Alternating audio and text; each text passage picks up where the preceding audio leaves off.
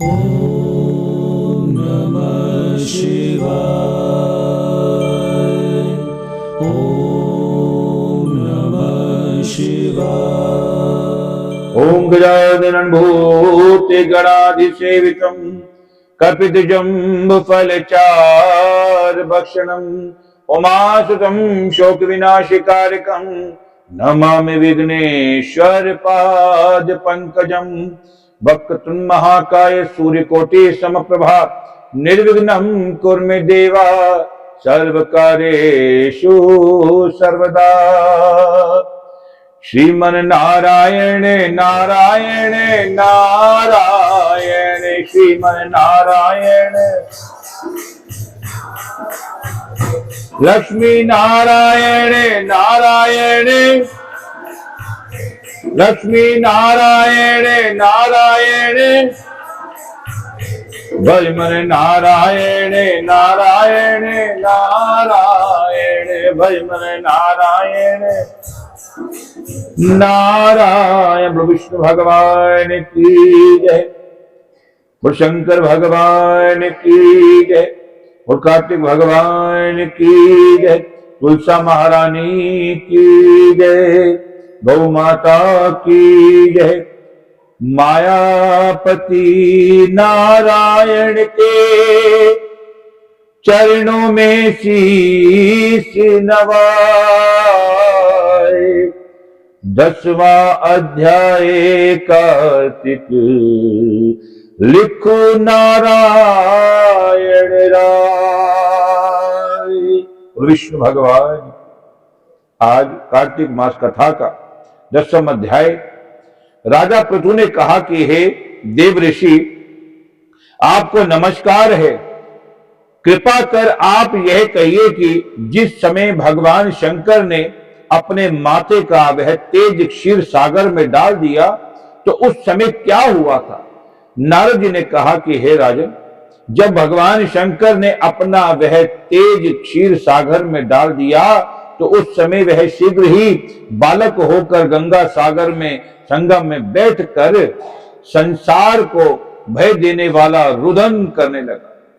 उसके रुदन से समस्त संसार व्याकुल हो उठा। लोकपालों के मन में भी व्याकुल हुई और चराचर चलयमान हो गया। शंकर सुवन के रुदन से भगवान शंकर ब्रह्मांड के व्याकुल हो गए। समस्त देवता और ऋषि मुनि व्याकुल होकर लोक पितामह श्री ब्रह्मा जी की शरण में गए। सबने मिलकर श्री ब्रह्मा जी को प्रणाम किया और स्तुति की।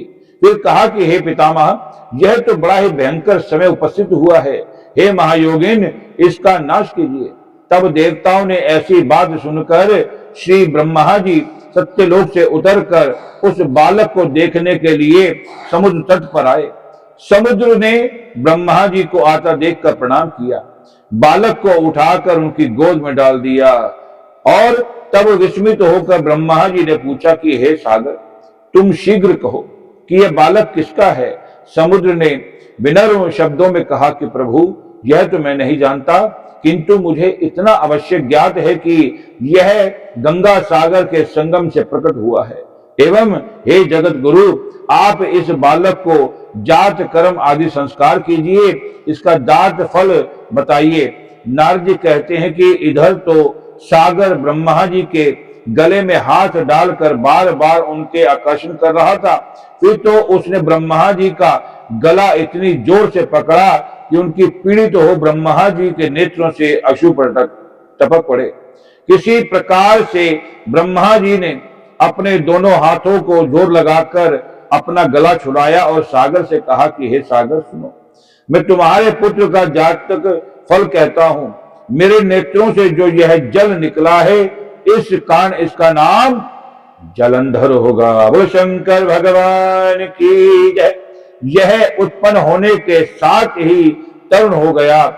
इसमें यह सब शास्त्रों का पारगामी, महापराक्रमी, महावीर, बलवान, महायोद्धा और रणद्रुम होगा। यह बालक सब देवताओं का अधिपति होगा, भगवान विष्णु को जीतने वाला होगा तथा यह कभी भी नहीं हारेगा। एक भगवान शंकर को छोड़कर यह सबसे अवध्य होगा। जहां से उत्पन्न हुआ है फिर वही में जाएगा। इसकी स्त्री बड़ी पतिव्रता, सौभाग्यशालिनी, श्रांग, सुंदरी और परम मनोहर, मिष्ट भाषणी तथा शीलवान होगी।